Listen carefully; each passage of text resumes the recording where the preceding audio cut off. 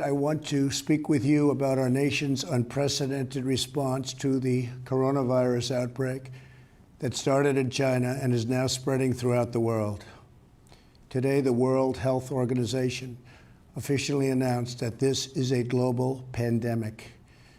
We have been in frequent contact with our allies, and we are marshaling the full power of the federal government and the private sector to protect the American people. This is the most aggressive and comprehensive effort to confront a foreign virus in modern history. I am confident that by counting and continuing to take these tough measures, we will significantly reduce the threat to our citizens, and we will ultimately and expeditiously defeat this virus. From the beginning of time, nations and people have faced unforeseen challenges, including large-scale and very dangerous health threats. This is the way it always was and always will be. It only matters how you respond, and we are responding with great speed and professionalism. Our team is the best anywhere in the world.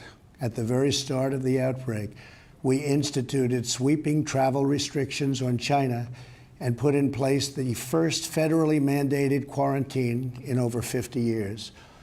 We declared a public health emergency and issued the highest level of travel warning on other countries as the virus spread its horrible infection. And taking early, intense action, we have seen dramatically fewer cases of the virus in the United States than are now present in Europe. The European Union failed to take the same precautions and restrict travel from China and other hotspots. As a result, a large number of new clusters in the United States were seeded by travelers from Europe. After consulting with our top government health professionals, I have decided to take several strong but necessary actions to protect the health and well-being of all Americans. To keep new cases from entering our shores, we will be suspending all travel from Europe to the United States for the next 30 days. The new rules will go into effect Friday at midnight. These restrictions will be adjusted subject to conditions on the ground. There will be exemptions for Americans who have undergone appropriate screenings, and these prohibitions will not only apply to the tremendous amount of trade and cargo, but various other things as we get approval. Anything coming from Europe to the United States is what we are discussing. These restrictions will also not apply to the United Kingdom.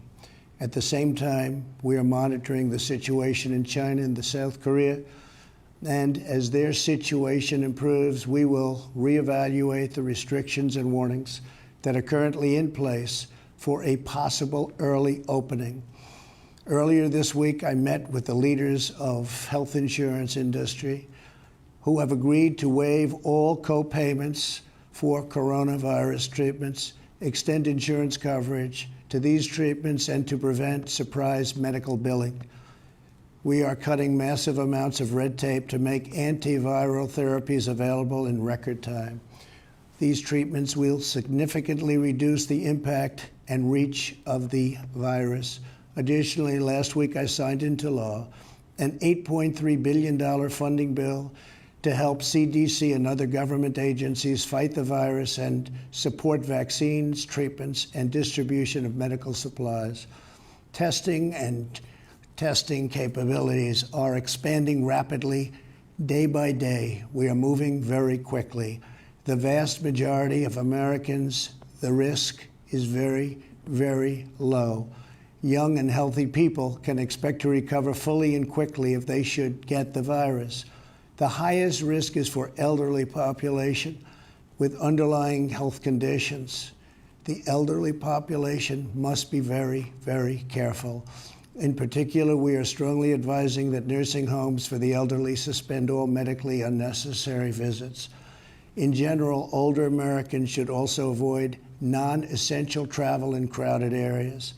My administration is coordinating directly with communities with largest outbreaks, and we have issued guidance on school closures, social distancing, and reducing large gatherings. Smart action today will prevent the spread of the virus tomorrow.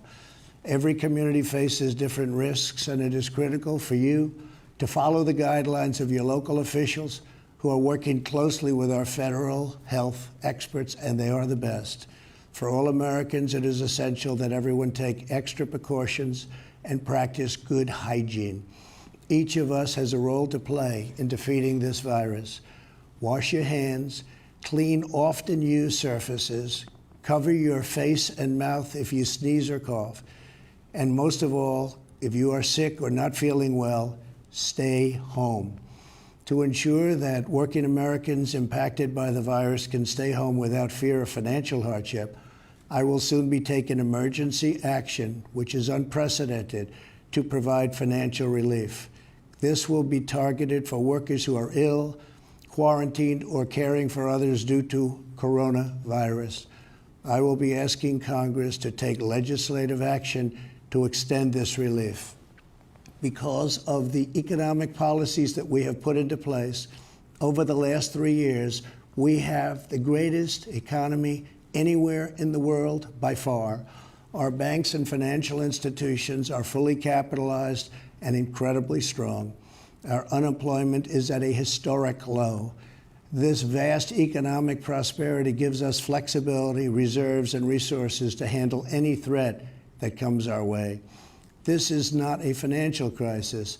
This is just a temporary moment of time that we will overcome together as a nation and as a world.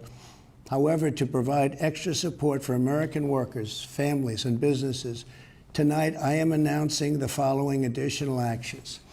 I am instructing the Small Business Administration to exercise available authority to provide capital and liquidity to firms affected by the coronavirus. Effective immediately, the SBA will begin providing economic loans in affected states and territories. These low-interest loans will help small businesses overcome temporary economic disruptions caused by the virus. To this end, I am asking Congress to increase funding for this program by an additional $50 billion. Using emergency authority, I will be instructing the Treasury Department to defer tax payments without interest or penalties for certain individuals and businesses negatively impacted. This action will provide more than $200 billion of additional liquidity to the economy. Finally, I am calling on Congress to provide Americans with immediate payroll tax relief. Hopefully, they will consider this very strongly. We are at a critical time in the fight against the virus. We made a life-saving move with early action on China. Now we must take the same action with Europe. We will not delay. I will never hesitate to take any necessary steps to protect the lives, health, and safety of the American people. I will always put the well-being of America first. If we are vigilant and we can reduce the chance of infection, which we will significantly impede the transmission of the virus. The virus will not have a chance against us. No nation is more prepared or more resilient than the United States. We have the best economy, the most advanced health care, and the most talented doctors, scientists, and researchers anywhere in the world. We are all in this together. We must put politics aside, stop the partisanship, and unify together as one nation and one family. As history has proven time and time again, Americans always rise to the challenge and overcome adversity. Our future remains brighter than anyone can imagine.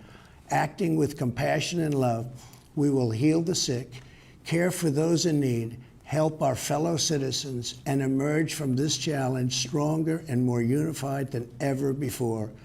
God bless you, and God bless America. Thank you.